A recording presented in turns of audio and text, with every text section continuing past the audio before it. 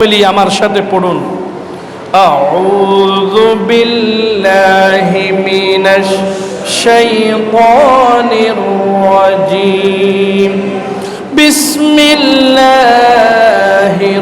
রাহমানির রাহিম ইয়া আইয়ুহাল্লাযীনা আমানু লা تأكلوا الربا أضعافا مضاعفا واتقوا الله لعلكم تفلحون جرب الله أكبر قرآن الكريم 3 নম্বর সূরা সূরাত আলে ইমরানের 130 নম্বর আয়াত আল্লাহ সুবহানাহু ওয়া তাআলা বলছেন ও হে ঈমানদারগণ লা তাকুলুর রিবা তোমরা সুদ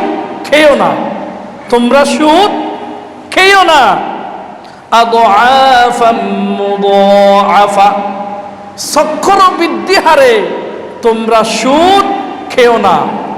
এমন কিছু মানুষ আছে যারা নামাজও পড়ে রোজাও রাখে হজ করে যাকাতও দেয়, এর নাম তো মুমিন। আল্লাহ ওই সকল নামাজি, ওই সকল হাজি, ওই সকল রোজাদার ব্যক্তিকে লক্ষ্য করে বলেন ইয়া আইয়ুহাল্লাযীনা আমানু ও হে ঈমানদারগণ লা তাকুলুর রিবা আদআফাম মুদাআফা তোমরা চক্রবৃদ্ধি হারে সুদ খেও না, তোমরা চক্রবৃদ্ধি হারে সুদ খেও না। এখন প্রশ্ন, চক্রবৃদ্ধি হলে এটা কি? আমার আপনি সুদের টাকা লাগালেন 1000-1000-এর মধ্যে 500 টাকা লাভ আসলো, 100 টাকা বাদ দিয়ে ওই 500 টাকা আপনি মানুষের কাছে আবার লাগালেন, সুদ থেকে সুদ, ওই সুদের টাকা আবার সুদের জন্য লাগানো, এটাকে বলা হয় চক্রবৃদ্ধি। আল্লাহ বলছেন লা তাকুলুর রিবা, ও হে নামাজি, ও হে রোজাদার, ও হে হাজি, তোমাকেই বলছি লা তাকুলুর রিবা আদআফাম মুদাআফা, তুমি চক্রবৃদ্ধি হারে সুদ খেও না। এই কথা আমার নয়, কোরআনুল কারীমের 3 নম্বর সূরার নাম আলে ইমরান 130 নম্বর আয়াত। আল্লাহ সুবহানাহু ওয়া তাআলা বলেন ও হে ঈমানদারগণ তোমরা চক্রবৃদ্ধি হারে সুদ খেও না। ওয়াত্তাকুল্লাহ, তোমরা যদি সুদ না খেয়ে আল্লাহকে ভয় করতে পারো, লাআল্লাকুম তুফলিহুন, আশা করা যায় তোমরা সফল হয়ে যাবে। বলি সুবহানাল্লাহ। এই আয়াতে আল্লাহ সুবহানাহু ওয়া তাআলা বলছেন তোমরা চক্রবৃদ্ধি হারে সুদ খেও না।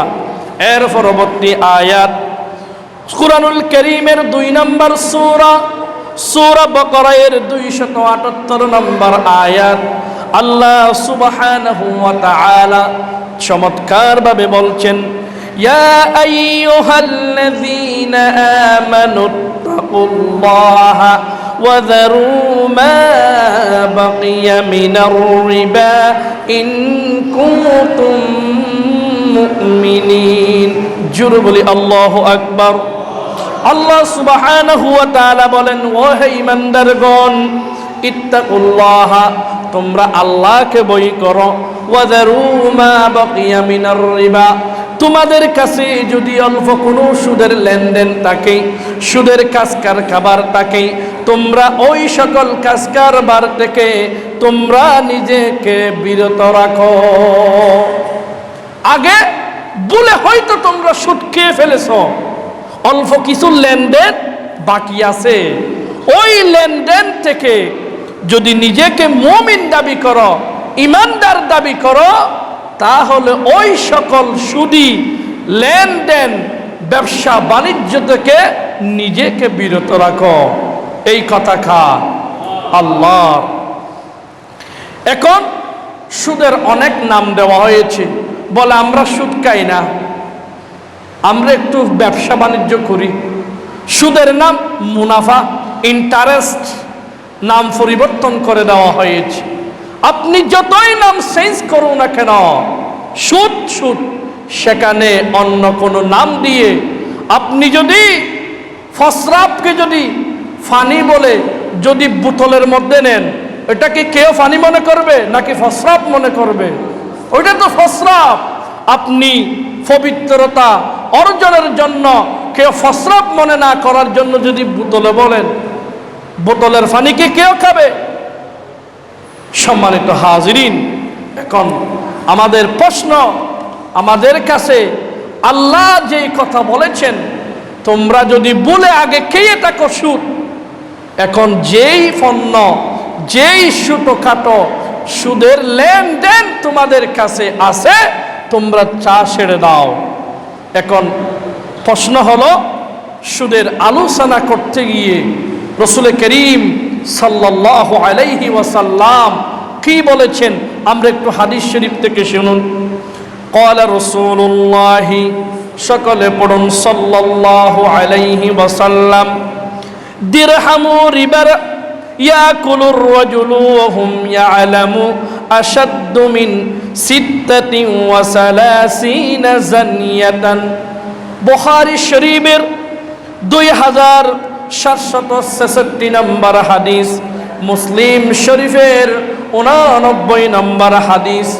বিশ্ব নবী মুহাম্মদুর রাসূলুল্লাহ সাল্লাল্লাহু আলাইহি ওয়াসাল্লাম সুদখোর সম্পর্কে বলেন, দিরহামু রিবা ইয়াকুলুর রাজুলু ওয়া হুম ইয়ালামু আশাদ্দু মিন সিত্তাতিন ওয়া সালাসিনা জানিয়া।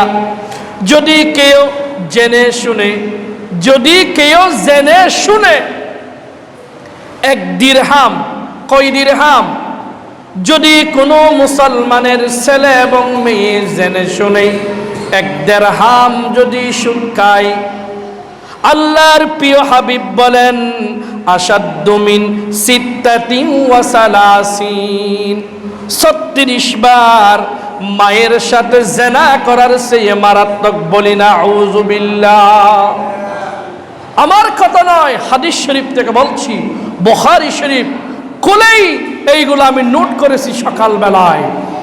2766 নম্বর হাদিস খুলে দেখুন, মুসলিম শরীফের 89 নম্বর হাদিসে এসেছে, রাসূলুল্লাহ বলেন, যদি কেউ জেনে শুনে, ভুল করে নয়, সে জানে সুদ খাওয়া হারাম, যেই ব্যক্তি সুদ খাওয়া হারাম জানা সত্ত্বেও এক দিরহাম যদি কেউ ইচ্ছে করে সুদ খায়, ওই ব্যক্তি নিজের মায়ের সাথে 36 বার জিনার চেয়ে মারাত্মক গুনাহ করল।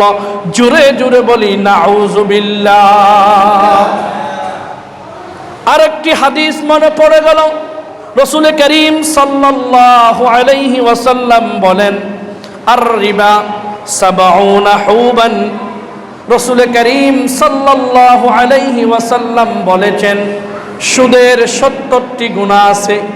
সুদের কয়টি গুনাহ আছে? একটু চিৎকার দিয়ে বলেন, সুদের কয়টি গুনাহ আছে? আর রিবা 70 হুবান।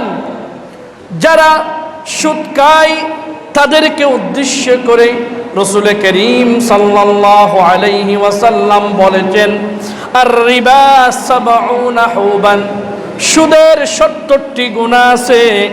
আইসারুহা, ওই 70টি গুনার মধ্যে সবচেয়ে যেটা সহজ, সবচেয়ে যেটা কম গুনাহ, আইয়ান কিহার রাজুলু উম্মাহু, নিজের মায়ের সাথে জিনা করা, বলি নাউযু বিল্লাহ। সুদের 70টি গুনাহ আছে। আইসারুহা আইয়ান কিহার রাজুলু উম্মাহ, সবচেয়ে যেটা একদম কম গুনাহ, এটা হচ্ছে নিজের মায়ের সাথে জিনা করা, বলি নাউযু বিল্লাহ। সম্মানিত হাজিরিন, তাহলে দেখুন আমাদের সমাজে যদি কেউ নিজে যদি নিজের স্ত্রী ছাড়া অন্য কারো সাথে জিনা করে, তাকে আমরা কি বলি বলেন তো? জিনা করু বলি কিনা বলেন? যদি কেউ নিজের মায়ের সাথে জিনা করে, তাকে কি সমাজে কেউ রাখবে? সমাজ থেকে তাকে বাহির করে দিবে কিনা আপনারা বলেন? অবশ্যই বাহির করে দিবে। আরেকটি প্রশ্ন আমি আপনাদের কাছে করতে চাই, আমাদের সমাজে যদি কোনো মেয়েকে একজন মদদির বাড়িতে বিবাহ দেওয়া হয়, বলে ওই লোক যে মদ খায় সেটা কেউ জানে না, মেয়েকে মদদির বাড়িতে বিবাহ দেওয়া হয়েছে, সব সময় সে মদকেই এসে নিজের স্ত্রীকে বারবার তিনি আঘাত করে, মা বাপ কি ওই মেয়েকে ওই মদদির ঘরে রাখবে? কেন রাখবে না? তিনি একজন মদদি। আমার ভাইয়েরা, বন্ধুরা, এই কথা বোঝাতে চেয়েছিলাম, আমার আপনার সমাজে নামাজও পড়ে, রোজাও রাখে, যাকাতও দেয়, কিন্তু মোরে মোরে সুটকাই আছে না নাই? ওই সুটকুরকে আমরা তো ভালোবাসি। নিজের মেয়েকে আপনি মদদির বাড়ি থেকে নিয়ে আসলেন মদ খাওয়ার অপরাধে। আপনি জানেন মদ খাওয়া এটা হারাম, এটা খারাপ কাজ, কিন্তু আপনার সমাজে আপনার ভাই, আপনার বন্ধু, আপনার প্রতিবেশী দিনে 70 বারের অধিক 1 দিরহাম যদি কেউ সুদ খায়, সে যদি নিজের মায়ের সাথে জেনা করে, তাকে আমরা বয়কট করছি না, আমরা তাকে জড়িয়ে নিচ্ছি, আমরা তাকে মেহমানদারি করছি, আমরা তাকে দাওয়াত দিচ্ছি, ঠিক কিনা বলে? সম্মানিত হাজিরিন, ওই সকল সুদখোরকে সমাজ থেকে বয়কট করতে হবে। আপনারা রাজি আছেন কিনা বলেন? আল্লাহ আমাদের সকলকে সুদখোর থেকে সম্পর্ক সেট করার তৌফিক দিন। সকলে বলুন আমিন। সম্মানিত হাজিরিন, আসুন সুদের কারণে কি কি সমস্যা হয়। অনেকেই মনে করে আমি যদি সুদ খাই আমার সম্পদ বেড়ে যাবে, এই নিয়তে অনেকে কি খায়? সুদ খায়। এই কথা রব্বুল আলামিন ১৫০০ বছর আগেই বলেছেন, ইয়ামহাকুল্লাহুর রিবা ওয়া ইউরবিস সাদাকাত। কোরআনুল কারীমের 2 নম্বর সূরা বাকারার 276 নম্বর আয়াত আল্লাহ সুবহানাহু ওয়া তাআলা বলেন, ইয়ামহাকুল্লাহুর রিবা। আল্লাহ সুদকে নিচ্ছিন্ন করেছেন, ওয়া ইউরবিস সাদাকাত, এবং যাকাতকে, সদকাকে তিনি বৃদ্ধি করেছেন। বলি সুবহানাল্লাহ।